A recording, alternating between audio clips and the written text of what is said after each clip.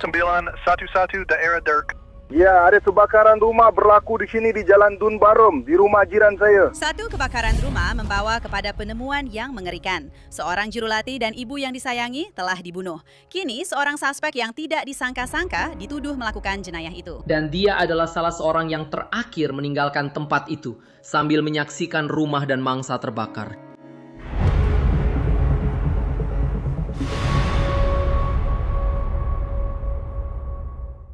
Selamat datang ke Crime Fix. Saya, Anjanette Levy. Saya ada satu kes yang agak misteri untuk anda hari ini dan ia misteri kerana kita mempunyai lebih banyak persoalan daripada jawapan.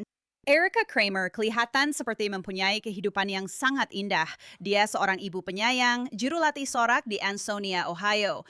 Itu sebuah kampung kecil di timur laut Dayton. Kramer memiliki sebuah ladang di mana dia juga membela anjing Golden Retriever.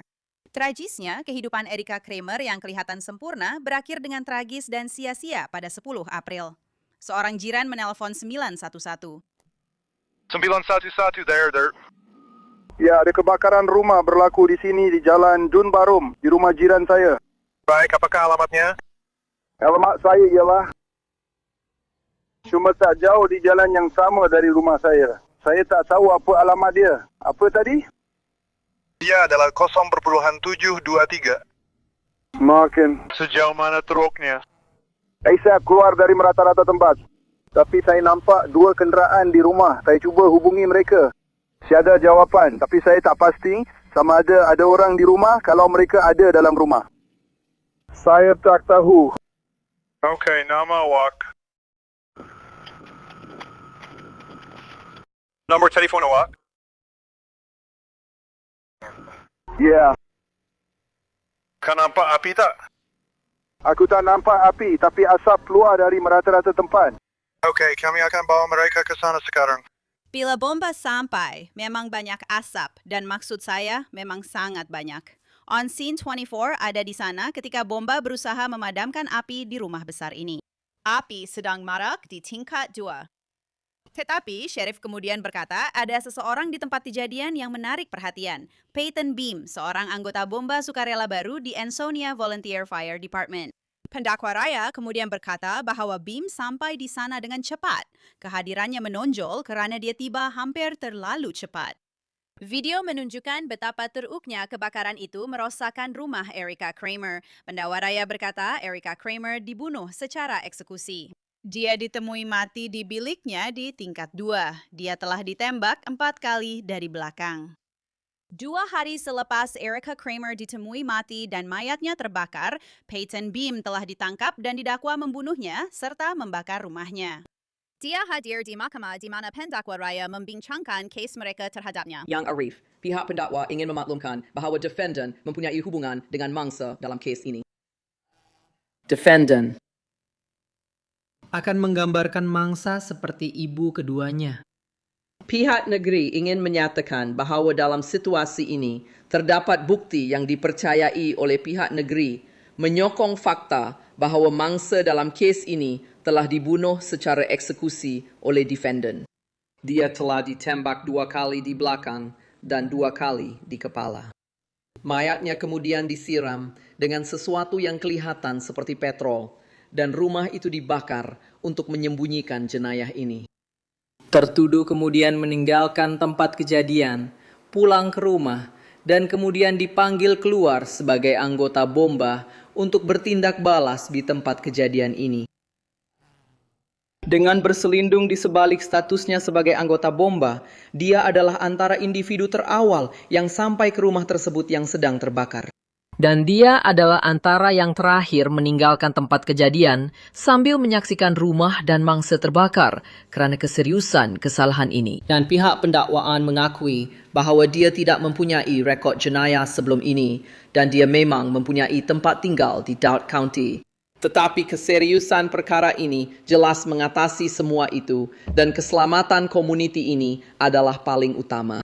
Peguam Peyton Beam memberikan gambaran yang jauh berbeza tentang anak guamnya kepada hakim. Encik Beam juga merasakan kehilangan besar terhadap seseorang yang sangat rapat dengannya, yang sangat disayanginya. Kami berpegang pada prinsip bahawa dia dianggap tidak bersalah. Dan walaupun terdapat fakta dalam kes ini yang cuba dikaitkan dengannya, dia tetap menegaskan bahawa fakta-fakta itu tidak benar. Dia seorang pemuda tempatan.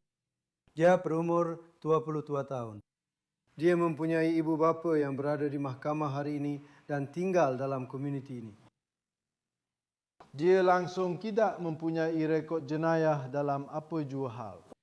Dan dia tidak mempunyai sebarang niat untuk mencederakan wanita yang telah dibunuh dengan kejam itu. Kami faham bahawa perkara ini perlu disiasat. Keluarganya merasakan bahawa orang yang melakukan perkara ini masih bebas dan dia bukanlah orang yang melakukannya. Hakikat bahawa fakta-fakta itu mengerikan mungkin tidak benar-benar. Apa yang mahkamah pertimbangkan ialah adakah dia berbahaya kepada masyarakat. Berdasarkan masa lalu, dia tidak. Adakah besar kemungkinan dia akan hadir untuk perbicaraan kerana dia tinggal di sini dan membesar di sini. Saya beritahu anda bahawa saya rasa dia akan hadir dan dia tidak pernah menjadi ancaman kepada masyarakat dan sekarang pun dia bukan ancaman. Kami telah melakukan beberapa siasatan dalam kes ini. Kami melihat beberapa andaian, cadangan. Apa yang dipanggil jika anda membuat gabungan yang betul, jika anda seorang pegawai polis, itu adalah bukti keadaan. Jika anda seorang yang tidak bersalah, ia tidak membuktikan apa-apa. Jadi setakat ini begitulah keadaannya, akan terus berbalas hujah. Kami sangat berminat dengan balistik dalam kes ini. Sangat berminat dengan sebarang bukti selain daripada inference. Jadi pihak pendakwa raya, mereka meminta hakim menetapkan jaminan Payton sebanyak $20 juta yang sangat tinggi. Akhirnya, hakim menetapkan jaminan sebanyak $5 juta.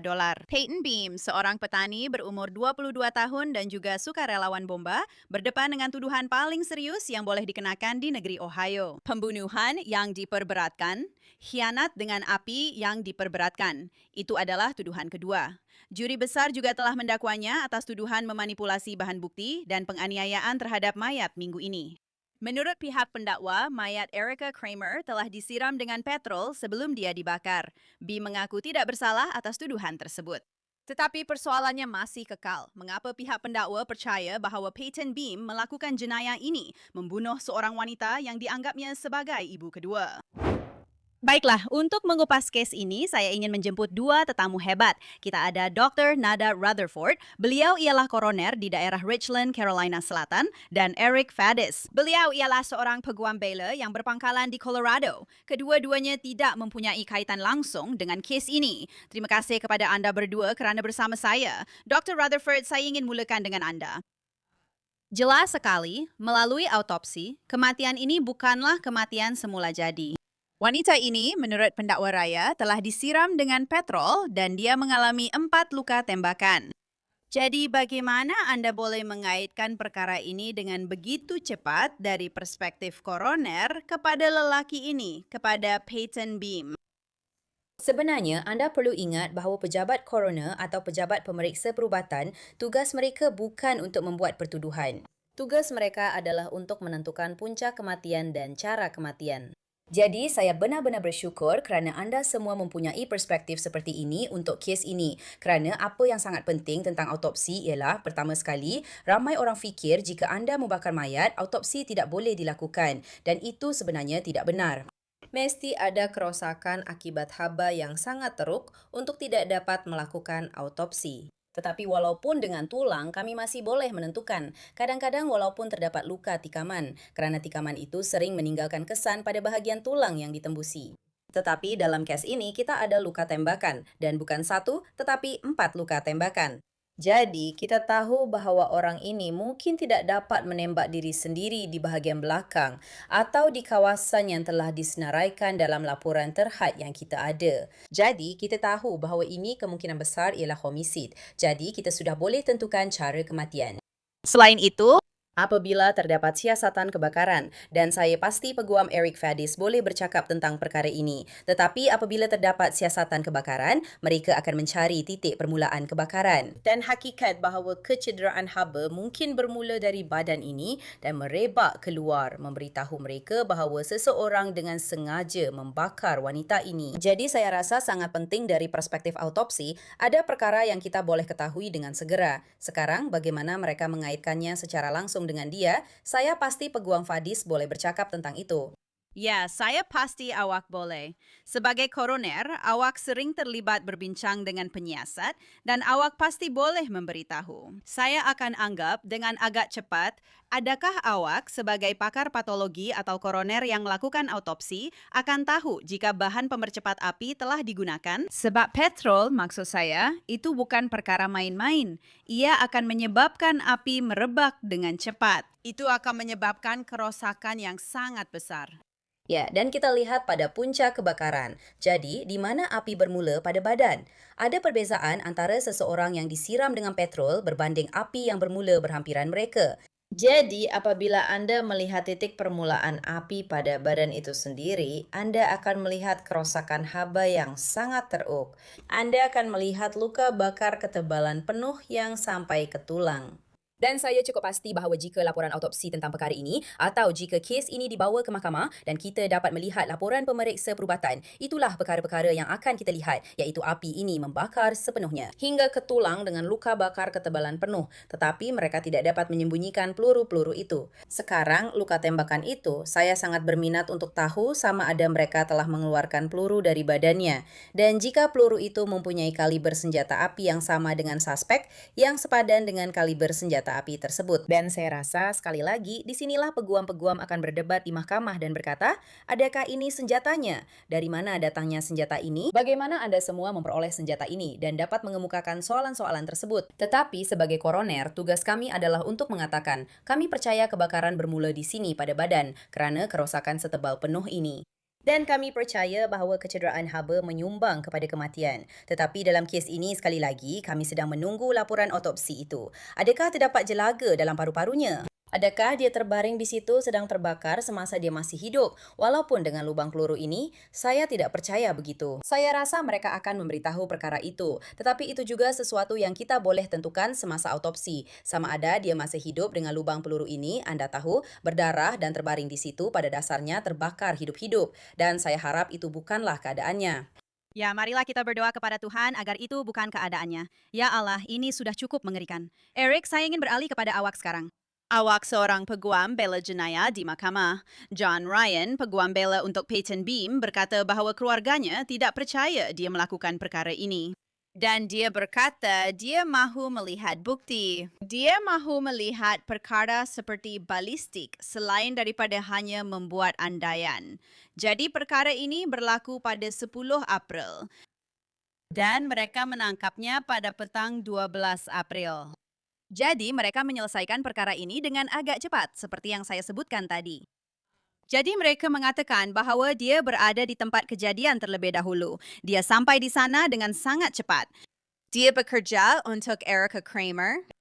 Dia menganggap Erica Kramer seperti ibu keduanya nampaknya. Begitulah cara dia merujuk kepada beliau. Jadi, bagaimana mereka dapat mengaitkan perkara ini pada pendapat anda, pendakwa raya, kepada dia dengan begitu cepat? Saya terfikir sendiri. Mesti ada lebih daripada apa yang kita dengar bahawa dia berada di tempat kejadian dengan cepat. Bahawa anda tahu, dia adalah ahli bomba sukarela. Dan dia baru sahaja menjadi ahli bomba sukarela untuk tempoh yang singkat. Jadi, apa pendapat anda tentang perkara ini? Ya, Anson, maksud saya mereka mengenakan tuduhan ini dengan sangat cepat, terutamanya memandangkan keadaan dalam kes ini. Anda tahu, berdasarkan kenyataan peguam bela, nampaknya analisis balistik masih belum diterima. Jadi, apa lagi yang mungkin pendakwaan ada untuk mengaitkan kejadian ini dengan tertuduh? Anda tahu, pertama sekali mereka akan melihat kepada peluang. Siapa yang berpeluang untuk berada di sana, berada di dalam rumah? Siapa yang mempunyai akses ke rumah itu? Siapa yang mempunyai akses kepada individu ini? Siapa yang kerap berhubung dengan si mati? Itu semua adalah pertimbangan yang penting dan nampaknya pihak pendakwa telah membuat kesimpulan bahawa tertuduh ini memenuhi kriteria tersebut. Selain itu, Anda tahu terdapat beberapa ciri unik tentang kes ini yang berkait rapat dengan identiti tertuduh. Dia adalah seorang anggota bomba sukarela. Menurut pihak pendakwaan, mayat tersebut disiram dengan petrol dan dibakar. Dan kemudian orang yang pertama sekali berada di tempat kejadian selepas api itu marak adalah tertuduh. Jadi anda tahu kadang-kadang ia agak klise, tetapi kadang-kadang suspek memang kembali ke tempat kejadian dalam satu cara atau yang lain. Di sini, pihak pendakwaan mengatakan perkara itu berlaku dalam beberapa jam atau kurang, saya rasa. Jadi ada beberapa ciri yang boleh mengaitkan tertuduh ini dengan kejadian ini, tetapi masih ada beberapa persoalan dan maklumat yang sangat terhad didedahkan pada ketika ini. Dan saya ingin kembali kepada apa yang Anda sebutkan tentang balistik. Saya tidak pikir mereka dapat menyiapkan analisis balistik itu dalam masa 2 hari atau sehari setengah. Saya tidak pikir itu berlaku. Mungkin mereka berjaya mengeluarkan peluru itu semasa bedah siasat. Saya tidak pasti. Adakah mereka mungkin dapat melihat kaliber apa peluru itu? Dan mereka tahu bahwa dia mempunyai jenis senjata ini. Saya tidak pasti. Nada, adakah mereka boleh mengeluarkan peluru-peluru itu? Dan bergantung pada sejauh mana kerosakan peluru itu dan jenis peluru apa, adakah mereka boleh tahu kaliber apa peluru itu? Sudah tentu. Jadi setiap kali kematian akibat kebakaran berlaku, biasanya kami akan melakukan pemeriksaan rangka penuh, yang bermaksud kami akan mengambil X-ray dari atas kepala hingga ke hujung kaki. Dan kami akan mencari sebarang tanda kecederaan yang mungkin ada pada X-ray itu. Jadi, jika mereka menunjukkan bahawa peluru-peluru ini masih berada dalam badan, mereka boleh memfokuskan autopsi di kawasan tersebut. Mengeluarkan peluru-peluru itu dengan cara yang paling selamat supaya ia dapat dipelihara untuk ujian balistik.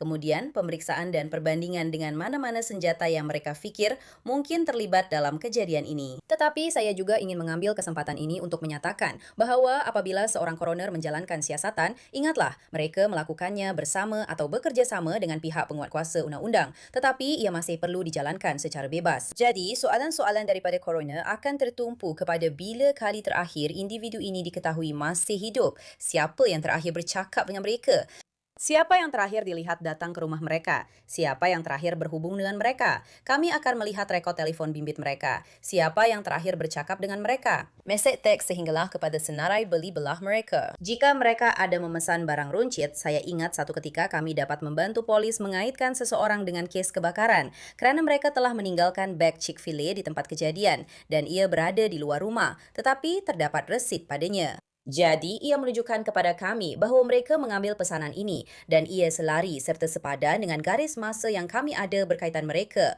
berhubung dengan individu yang meminta mereka pergi ke Chick-fil-A untuknya. Jadi, terdapat banyak perkara kecil yang boleh kami perhatikan sebagai pejabat koroner bersama dengan pihak penguat kuasa undang-undang untuk membantu menyusun garis masa. Kerana dalam kes ini itu akan menjadi sangat penting.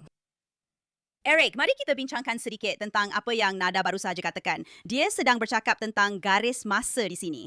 Siapa yang berada di rumah itu? Siapa yang terakhir berhubung dengan Erica Kramer? Semua itu adalah perkara yang sangat penting. Dan saya rasa bukti telefon bimbit boleh menjadi kunci di sini. Mereka tidak akan mendapatkannya kembali dalam 1 hingga 2 hari untuk memfailkan pertuduhan awal. Tetapi sekarang sedikit masa telah berlalu dan juri besar telah mendakwa Peyton Beam atas pertuduhan tambahan ini, iaitu memanipulasi bukti, penganiayaan terhadap mayat, perkara-perkara seperti itu. Jadi mereka mungkin sudah mempunyai lebih banyak maklumat tentang di mana dia berada ketika itu. Bagaimana anda mempertahankan perkara ini? Jika anda lihat semuanya dan katakanlah beliau adalah orang terakhir yang berhubung dengannya dan beliau satu-satunya orang di kawasan itu. Apa yang anda lakukan dengan perkara ini? Jadi, Anda tahu, dari perspektif pembelaan, Anda perlu meneliti semua kemungkinan pembelaan dan cuba memastikan adakah mana-mana daripadanya berkemungkinan boleh digunakan. Adakah kita perlu menyiasat pembelaan-pembelaan ini dengan lebih mendalam? Jadi, Anda tahu, satu soalan ialah, adakah tertuduh mempunyai alibi? Adakah dia berada di tempat lain? Adakah terdapat orang lain, seorang saksi yang boleh mengesahkan perkara itu? Tetapi jika dia menganggap bahawa dia adalah orang terakhir yang berhubung dengannya dan dia satu-satunya orang di tempat kejadian semasa insiden itu berlaku, itu akan menjadi sukar. Awak tahu, adakah berlaku sebarang pergaduhan di dalam? Adakah berlaku sebarang pertengkaran fizikal? Adakah berlaku sebarang kemalangan seperti tembakan tidak sengaja? Sekarang, 4 tembakan tidak sengaja adalah sangat mustahil untuk berlaku. Ya, Tapi saya tak rasa ada 4 tembakan tidak sengaja di bahagian belakang dan di kepala. Tapi itu tak akan berlaku. Jadi ya, adakah berlaku seperti yang saya katakan semacam pertengkaran di dalam rumah? Awak tahu, adakah mungkin ada suspek alternatif yang mungkin akan dipertimbangkan oleh pihak pembela? Ini adalah soalan-soalan yang akan ditanya oleh pihak pembela kepada klien mereka dan disiasat pada peringkat awal ini. Tiada keraguan di sini. Awak tahu motif di sini. Walaupun pendakwa raya tidak perlu membuktikan motif, Eric, saya benar-benar buntu. Kita tidak mempunyai maklumat yang mencukupi di sini. Tetapi lelaki ini, malah pendakwa raya dan pihak pembela pun mengatakan lelaki ini, Peyton, menganggap Erica Kramer sebagai ibu kedua. Ibu kedua. Jadi, apa yang sedang berlaku? Apa yang sedang berlaku? Kita tahu kebanyakan masa motif berkaitan dengan perkara seperti wang, cinta, ketamakan, perkara-perkara seperti itu. Jadi, apa yang sedang berlaku di sini? Awak takkan tiba-tiba bunuh seseorang begitu saja. Selain itu, saya sangat curiga kerana anda tahu, mari kita lihat perkara ini dari sudut pandangan pendakwa buat seketika. Kita tiada pendakwa di sini. Tapi saya fikir pada diri sendiri. Lelaki ini menjadi ahli bomba sukarela pada bulan Mac, menurut hantaran dari Ansonia Volunteer Fire Department. Dia seorang ahli bomba sukarela. Dan dia lakukan itu pada bulan Mac. 10 April, Erica Kramer telah meninggal dunia. Jadi, adakah mungkin dia lakukan itu sebagai persediaan untuk pembunuhan ini? Seperti yang dikatakan oleh Nada, garis masa bukan sahaja untuk insiden tertentu, tetapi juga apa yang membawa kepada insiden itu boleh menjadi sangat penting. Ia boleh memberi kita petunjuk. Kita boleh gabungkan maklumat ini untuk memahami bagaimana perkara ini boleh berkembang menjadi insiden ini. Jadi Angelet, ya maksud saya, jika dilihat dari perspektif pendakwa raya, dan saya pernah menjadi pendakwa raya, Anda akan melihat seseorang yang baru sahaja menjadi sukarelawan untuk jabatan bomba. Dan kemudian anda tahu, kurang dari sebulan selepas itu, terdapat satu mayat yang disiram dengan petrol dan dibakar. Dan kemudian, tak disangka-sangka, lelaki ini adalah orang pertama yang kembali ke tempat kejadian. Seolah-olah dia sudah tahu ada kebakaran di sana, atau dia memang menjangkakan perlu kembali ke situ.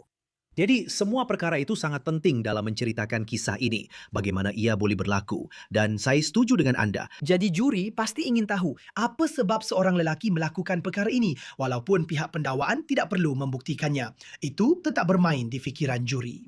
Jadi sebagai pendakwa raya, anda perlu berikan mereka alasan yang munasabah untuk itu. Seperti yang anda katakan, adakah ia kerana wang? Setahu saya, dia ada melakukan kerja untuk orang ini. Saya tidak pasti sama ada dia dibayar atau tidak. Saya rasa kontroversi itu tidaklah cukup besar sehingga boleh menyebabkan seseorang membunuh orang lain. Tapi saya tidak pasti.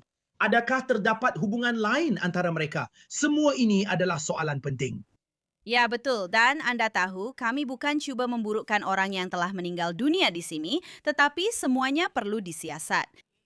Kita mempunyai sangat sedikit maklumat. Kita tahu ada seorang jurulatih sorak berumur 50 tahun, seorang ibu yang disayangi, seseorang yang sangat dicintai keluarganya, telah ditembak 4 kali di belakang, 2 kali di kepala, 2 kali di belakang disiram dengan petrol, dan dia telah meninggal dunia.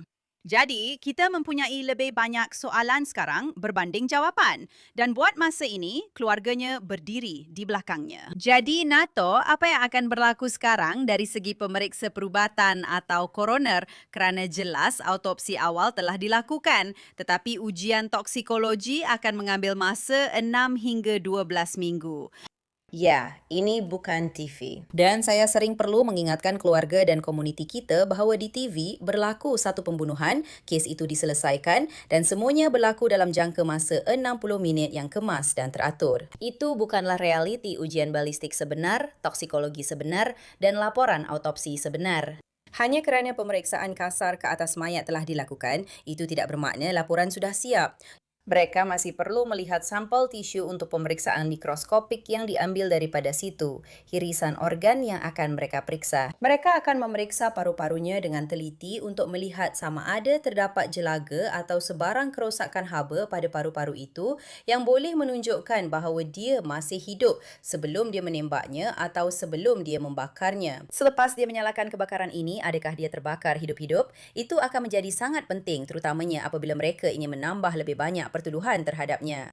Tetapi saya juga ingin tahu tentang hubungan antara si mati dan suspek kerana kematian sering mendedahkan kehidupan rahsia yang dijalani oleh seseorang. Kita tidak tahu sama ada ini adalah sesuatu seperti hubungan sulit yang mereka jalinkan. Saya harap tidak. Tetapi sekali lagi, kita bukan mahu memburukkan si mati, tetapi kita juga perlu melihat dari setiap sudut. Dan kadang-kadang kematian mendedahkan kehidupan rahsia yang dijalani oleh seseorang. Satu lagi perkara ialah jika ada polisi insurans, kerana dia seperti ibu kedua kepadanya, dia tahu bahawa dia mungkin boleh mendapat sedikit wang. Dia belajar cara untuk memulakan kebakaran atau mungkin belajar bagaimana untuk mengganggu tempat kejadian kebakaran, mungkin untuk mendapatkan wang insurans.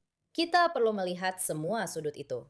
Ya, kita perlu melihat semua itu, Eric. Banyak perkara yang kita tak tahu. Saya tadi tengok Facebook Peyton Beam. Dia seorang pemain bola sepak Amerika semasa di sekolah menengah yang sama di mana Erica Kramer menjadi jurulatih sorak. Jadi mereka mungkin sudah saling mengenali selama bertahun-tahun. Dan siapa tahu apa kemungkinan motif di sini. Ada terlalu banyak perkara yang kita belum tahu sekarang. Oh, 100%. Dan ya, soal motif itu sangat penting. Apa agaknya motif itu? Anda tahu dia dalam lingkungan umur 20-an. Ya, dan dia pernah memanggil orang ini sebagai ibu kedua. Jadi sangat membingungkan dari sudut itu. Saya rasa pihak pendakwa raya mungkin ada maklumat yang mereka simpan rapat kerana berdasarkan maklumat yang didedahkan kepada umum, nampaknya tidak cukup bukti untuk membuktikan kes ini melampaui keraguan munasabah. Jadi saya tertanya-tanya, adakah mereka mempunyai maklumat yang belum didedahkan kepada umum yang mereka simpan dan menjadi sebahagian daripada asas pendakwaan ini? Ya. Kita akan mengetahui lebih lanjut. Harapnya, apabila minggu dan bulan berlalu, ini memang satu kes yang sangat menyedihkan. Wanita malang ini, Erica Kramer, seorang jurulatih sorak yang disayangi, mempunyai seorang anak perempuan, seorang anak yang cantik dan sangat menyayanginya. Keluarga itu sedang bersedih. Harapnya, kita akan mendapat jawaban. Terima kasih banyak kepada kamu berdua.